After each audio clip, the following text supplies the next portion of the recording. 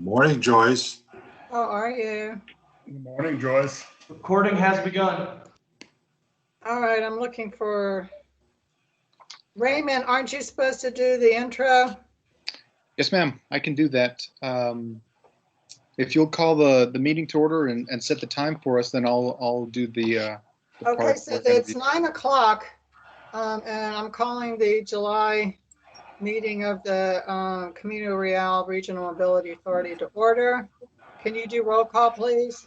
Yes, ma'am. Joyce Wilson, Here. Joe Wardy, Here. Les Parker, Here. Joe Fernandez, Here. Jim Smith, Here. and Michael Norwich. Here. Today, Luis Rosas just sent me a note that he will not be able to make it today, so he will be absent today. Everyone else is in attendance. So with that, then I'll begin with the reading of the COVID notices into the record. Pursuant to the suspension of certain open meetings laws by Governor Greg Abbott, this CRRMA board meeting is being held by video and telephone conference. In accordance with the various federal, state, and local orders, the public may participate in the meeting using the video link or telephone conference information found on the CRRMA's website and on the posted agenda. This meeting is also being recorded and will be made available on the CRRMA's website as soon as possible after conclusion of the meeting. During the meeting, each board member making a motion or a second should state who made each. The chair will then call for those in favor, against, or abstaining. The public is invited to participate in the meeting just as with all CRRMA meetings. If you are interested in asking a question or providing a comment, please submit a comment in the chat function of the video component or ask to be recognized by phone. If there are no questions from the board, we are ready to begin with the chair reading item 2 into the record. Are there any public comments? No, ma'am, we have those at the back of the meeting, but we don't have any listed at this point. Okay, it says call to order and public comments. That's why I asked. All right, the second item is adoption of the minutes of the June 10th board meeting. Has everyone had a chance to review those? If so, if there are no changes, I'll entertain a motion. Also moved, Les. Second. So Les and Joe, I think that was Joe that seconded. Yes. Okay, see, I recognize your voice still. Okay, can we just do a voice vote or do you need to do roll call? You could do a voice vote. Okay, all in favor? Aye. Aye. Aye. Any opposed?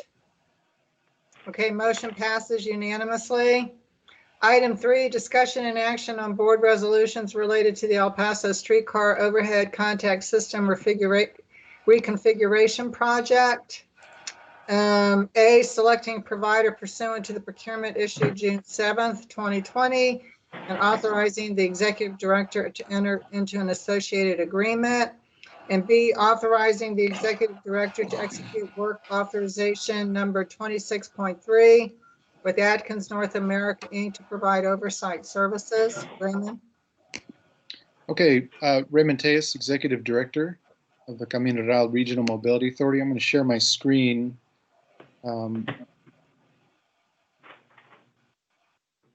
So today, as read into the record, we were talking about the streetcar project. As you may recall, when we began this project, we received a $97 million grant from TxDOT. We also pulled some additional funds from the city of El Paso for certain work that they wanted done, and some additional funds from the El Paso water utilities for certain work that they wanted done while we were building the streetcar project. Well, the grant funds from TxDOT, the $97 million, we actually had funding left over. So what we had done with the city, so let me take it back one additional step. As you may recall, the city of El Paso designed the project. So they designed they identified which streetcars were going to be rehabbed. They identified how many streetcars. They developed the entire scope and the design necessary for the project. So when we inherited the project and we inherited the grants, we then looked at the grant amount against the design that the city was looking for. And we began value engineering out certain components of the project that we didn't think we would be able to afford. With the understanding, though, that at the back end of the project, when the majority of the items and construction was complete, we would come back and revisit that list that we had removed, and it became known as the wish list. So now that we've completed the majority of the construction, or actually all of the construction activities for this particular project, we're now going back to that wish list with the remaining grant funds and knocking off some of those activities. The very first one that was prioritized number one by Sun Metro in the city of El Paso is a reconfiguration, which was read into the record as this item. And what that means is, so I've got, hopefully you can see on the screen here, a photo from the maintenance and storage facility. This is the facility that we built for the system. This is on the second floor. And to orient you, hopefully you can see my cursor here. This is the overhead contact system line. So this is a copper line that runs into the building, and this is what powers the streetcar. So when the streetcar runs into this bay here, its contact pole is touching this line, and it allows it to roll into this bay. Well, this contact system doesn't need to run the length of the building. So if you notice over here, there's a mezzanine area where Sun Metro overhead, they've got the end of the line. So what we're looking to do here is reconfigure this line so that this line will now be attached up to the roof, to the ceiling rather, and they can remove this section of the line. That will give them that will improve safety, of course, in the area and improve space utilization. So that's really what we're looking to do here. So we would shorten the wire away from the mezzanine, and this if you can see here, this is the second bay, and we've got the same design over here as well. So this would fix this issue on bays 1 and bay 2. So we would replace it with a less intrusive and non-tension wire. We'd probably string it to the ceiling up here, and it would clear up all this space. Improves the safety of the work environment, and of course, space utilization is improved as well. So we received authorization to issue this as a procurement. We issued it back on June 7th. The bids were received on June 29th, and on July 8th, which is today, we're looking to award the project. We had one bidder in this instance, which was Tri-State Electric, which is a local group. The bid amount was $33,750, and that was very close to the engineer's estimate. So there is a recommended board action. We would look for a motion to approve the selection of Tri-State Electric as a provider of the requested services, and also authorize the executive director to negotiate and execute an agreement with Tri-State to complete the work. So subject to your questions, I would recommend approval of this item. And I'll say, sorry, actually, if you'll allow me, let me talk about that side. This is specifically item 3A. Item 3B, which was included in your backup as well, is a work authorization with Atkins North America, of course, which is our, as you know, is our general engineering consultant team. We're bringing them on board through this work authorization to do the oversight of this work.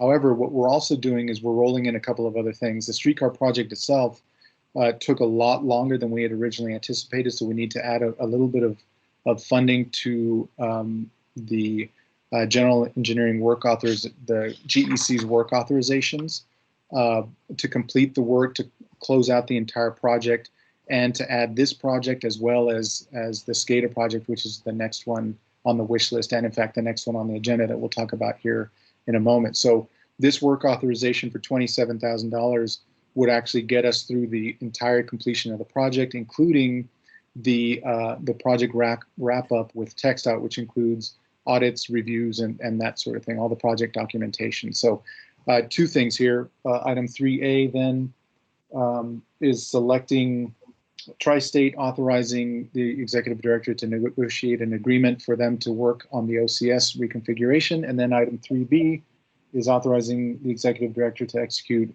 work authorization 26.3 with Atkins to do the oversight, and more importantly, to get us through the end of this particular project, entire closeout and wrap up with TxDOT as well.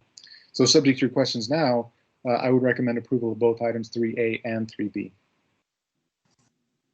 Are there any questions from anyone? Yes. So we've got, there's a funding balance, and with your 27,000 and your 33,000 and your TxDOT wrap up, all their auditing and so forth, that pretty much gets through all the remaining funds. Not quite. We believe, and Robert, you can chime in if I misspeak here, but I believe we have about $300,000 left. We think that obviously we've got the 27 here and the 33 for Tri-State.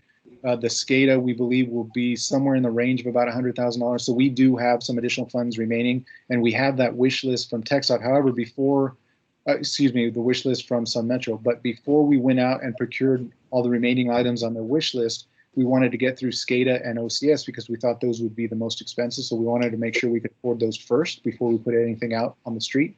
So we'll be back to you after SCADA is awarded with the remaining wish list items and the way that we intend to spend down those grant funds. So there is still some remaining fund.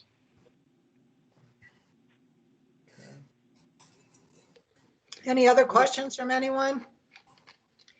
Raymond, have you talked to the city about what their plans are for the trolley going forward? It's not running now, is it? It is not. I've spoken every now and again with Carl Jackson, who's running the streetcar and is now actually a city employee, and he's running that division for them. But I've not gotten an update in some time, but I can certainly reach out to him and see what the plan is. I know that they had been talking about starting it up again, but that was prior to this more recent spike. So Okay. I'll check in with him and provide an update to the board. Yeah, that would be helpful as we continue to spend money. Having some sense of assurance they're actually going to use it. Yes, ma'am. Okay, if there's no other questions or comments, I'll entertain a motion for items 3A and B combined. I have one more question, sorry. What does the acronym SCADA stand for? So that's on the next item. That's Supervisory Control and Data Acquisition System. But we can get into detail on that one once we read that item into the record. Okay, sounds good. Motion to approve. Who's that? Joe Fernandez, I'm sorry. Okay, thank you, Joe. Joe Wardy, second. We have a motion and second. All in favor? Aye. All right. Any opposed? Motion passes. Okay, item 4 is discussion and action on board resolution authorizing the reprocurement of the El Paso streetcar SCADA project as no bids were received in response to the procurement issued on June 8th. Okay. So Mike, as you were asking, a SCADA system is a supervisory control and data acquisition system. Really, it's a fancy way of saying it's a fancy way of describing a system that gives you remote control over your system. So in this case, and there are SCADA systems. In fact, I just read something not too long ago about the water utility implementing a SCADA system for some of their program. But in effect, in this instance, what you have going on within the streetcar system is several traction power substations, TPSSs, and those are really where the power is converted and it powers the system, and there are several stations throughout the system. Well, right now what you've got is that Sun Metro personnel, in order to read the system to figure out what's going on with any particular TPSS, they have to go to that location, plug in a laptop, and download the information from that system. So what we're looking to do here under the acquisition of a SCADA system for the streetcar is basically a remote system that would be housed at the maintenance and storage facility so that you could read each of the TPSS data points from the maintenance and storage facility. You could also turn on and off. There's functionality, so you could turn off a particular system if it was malfunctioning. You could turn them on and that sort of thing. So it gives you that remote ability. Now, this in fact was one of the items that was pulled out of the project at the front end because we weren't certain that we would have the funds for it. So this is very high on the priority list for Sun Metro to get back into the system. Back last year in 2019, the board authorized us to issue a procurement for this system. So we put together the bid documents, we put it out on the street, but we didn't receive any bids on this one. So what we did is we looked back at some of the firms that submitted questions during the procurement process. We looked at those questions. We actually called several of the firms, asked them why they didn't bid in the end. Turns out one of the bidders was looking for the procurement on the City of El Paso's website rather than the CRRMA's website. Another bidder had some proprietary questions that related to the system that is in place for the streetcar that we believe we could answer. So when we look through a lot of those issues as to why we received no bids, we think actually if we can address, and we think we can address most, if not all of those issues, and we think that we would be successful in receiving bids. So that's why you see before you as item number 4, a request to basically re-procure the SCADA system. We think that we'd be able to receive bids this go round, and more importantly, there's not a lot of cost or effort involved in the re-procure because the majority of the documents have been done. We would tweak them a little bit and make sure that that folks know where to pull this procurement from. And I think we'll be successful in receiving some bids. So with that, and subject to your questions, I would recommend approval of this item here, number 4. Can I get a motion? Okay, I'm sorry. This is Joe Fernandez. I have a question. What do you have a idea of the amount that the SCADA reprocurement would cost? I mean, We do. So we have an engineer's estimate. We can share that with you. We believe that what we are asking for in this system. So I'll mention SCADA systems can be bare bones and can be $1 million projects.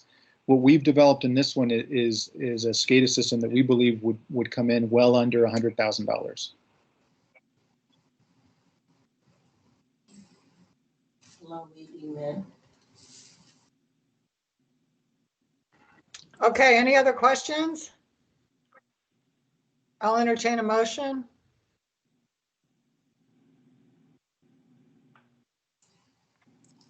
Jim, I so move. Joe Wardy. Okay. So Jim has moved, Joe Wardy has seconded. Any other comments? All in favor? Aye. All right. Aye. Opposed? None. Motion passes unanimously.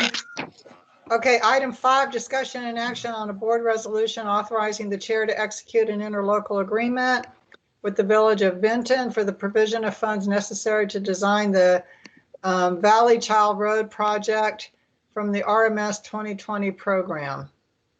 As you move into this, I'm glad to see we're moving forward with some of these arrangements with these little communities. Yes, ma'am. So I've got just going to share my screen so I can show you a map of the project. Now, this project, I have very recently briefed the planning committee on it. This is a little bit hard to read, so I'll kind of walk you through it. The project itself is about a mile long roadway, and it's this here in yellow. To orient you, this is Anthony, Texas. This is I-10 over here on the right-hand side, and this street right here is Doniphan. So what we're talking about is reconstructing Valley Chili Road, which goes from the I-10 frontage road on the east and heads down straight to Doniphan. So another way of orienting you is that this is the Great American Land and Cattle Company, the restaurant. So this is the roadway that connects down to Doniphan. So what we're looking at doing here is a partnership with the Village of Vinton and El Paso County. Now I'll mention this item. I'll be asking you to delete it. We jumped the gun a little bit, but that's for a reason. We have been meeting with the RMS 2020 team, which is led by El Paso MPO Eduardo Calvo as the executive director. He's been putting together meetings on each of the projects that are within the RMS 2020. And we held one last week, right before the posting deadline for this agenda. At that time, TxDOT let us know that the funding that is available for the design component of the project needed to be obligated within this month. And at that time, we weren't exactly clear, and we hadn't figured out yet whether the design funds were going to go directly from TxDOT to the RMA or TxDOT to the Village of Vinton, and then beyond that, how we were going to access the funds. So what we ended up doing was placing this item on the agenda to get authorization to execute an interlocal with the Village of Vinton in the event that we need to move very quickly. It turns out the Village of Vinton is executing a funding agreement directly with TxDOT, I believe next week. They have it on their agenda. And then the RMA, in the interim between now and our August 3rd board meeting, we're going to be pulling on, working out the fee and scope with an engineering firm, with Atkins to do the oversight. The interlocal that you have before you as a draft will be finalized between us and the Village of Vinton between now and then. So I intend to bring several documents back to you, very similar to the way that we operate on the comprehensive mobility plan with our agreements with the county. You'll see it look very similar for this particular project. So wanted to give you all that background. I wanted to show you a map so you could see where this project is and give you a feel for what we're doing, and give you a heads up so that when it comes back in August, we'll be ready to move on it. So that's what I have for you on item 5. As I mentioned, I would ask that you delete this item, and I can bring it back hopefully as soon as August for action. So can I have a motion to delete, please? So moved, Joe Wardy. Second, Les Parker. This is Jim. I second it, and I might add that we at the planning committee reviewed this whole thing. We're kind of excited about this because it's like you said, Joyce. It is kind of the kickoff to these small projects on the 2020 program. So this is going to be a perfect project for us. Great. Okay, all in favor? Aye. Aye. Anyone opposed? Motion passes. Item 6, discussion and presentation and discussion on change orders recently approved by the executive director for the 2013 comprehensive mobility plan for El Paso County. Okay, I'll go through this one pretty quick as well. This is the usual presentation we do each month to show you the change orders that have been approved. We've got 5 that were approved this prior month, 3 that are still pending, and no change orders that require board action. The first ones relate to East Lake Boulevard Phase 1, identified there on the map. These are the prior ones that were approved. The ones in yellow have been approved recently. You'll recognize change order number 20, which was the Askew deceleration lane that you all approved last month. That agreement has been executed, and we are working with the contractor to begin work on that one. So number 24 and number 25 were recently signed. 24, you'll remember those were the push buttons. You all approved that one last month as well. Number 25 is $11,000 for off-duty sheriff's fees. And then number 27 is showing still as pending. This was approved by you all last month. The developer and the construction contractor have agreed on the amounts. So this one is the agreement is with the developer for execution. So that one should be underway very soon as well. The next project is Mission Ridge Phase 2, identified there on the map with the arrow. On this one, we approved change order number 4 for $20,000 for off-duty sheriff's fees. We've got 2 that are pending additional sheriff fees. Number 7 was voided, so that one is really only identified there because we also approved a number 8, which is a water meter box that we had to add to the project for $2,000. So that was approved this month as well. So just so you can see all of them and how they flow 1 through 8, that's how all of these work. We won't need the change order number 7. That one was removed. They were able to reroute electrical services in a different way. So that's how we were able to avoid that one. And so that's all I have for you. There's no action on this one. This is for informational purposes only. Are there any questions? Okay, then let's move on to the next item. Presentation and discussion on the following performance reports for the 3rd quarter of fiscal year 2020. Investment report, general financial statement, the El Paso Bike Share Program, and general engineering consultant team's use of local resources. Ms. Wilson, the Finance Committee did review A, B, and C in some depth a couple weeks ago, so I don't know if you want me to just give you some highlights or if you would like full presentation. I'm okay with the highlights unless others want more. Okay, it sounds like I'll just go through some highlights real quickly. Our investment report is it's not bad, but it's not great either, as rates have fallen. We're not going to be making much on our investments, and we have our GIC that we had our VRF2 funds in expired at the end of June, and we're working with our financial advisor to market out another potential agreement, but in discussing it with them and our trustee at BNY Mellon, there's not a lot of optimism that we're going to get something that pays much at the moment just due to the rates. On the financial statement, I'd just like to point out that these numbers are provided by the city of El Paso, and the agreement that the board approved with the city back in March is paying off.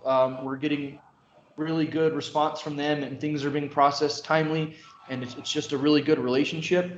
I think the major thing I'd like to mention is that we were holding on to about $15.5 million of SIB loan proceeds that we had taken out on behalf of the city to do the America's Interchange project. And we got some word back from TxDOT that they were not going to continue on with that project. It was closed from their end, so we had to return those funds. So our cash position decreased quite a bit in that. And then next month, I'll be bringing the budget to the full board. For Sun Cycle, the third quarter included March, April, and May, which were really tough months. We had closed down the stay home, stay safe orders, and so the second half of March was rough. April was really rough, and May got a little bit better. I would like to point out that June, actually, in speaking with our operator, June did really well. We actually made more revenue in June than we did in June of last year, and in all of March, April, and May of this year. So June, we saw a strong return to the program. We had fewer rides than we did in 2019, but ride length was up, and therefore we're getting some of those additional $2 fees. So that June saw a nice return after the third quarter was rough. And that's all I have, unless there's any other questions.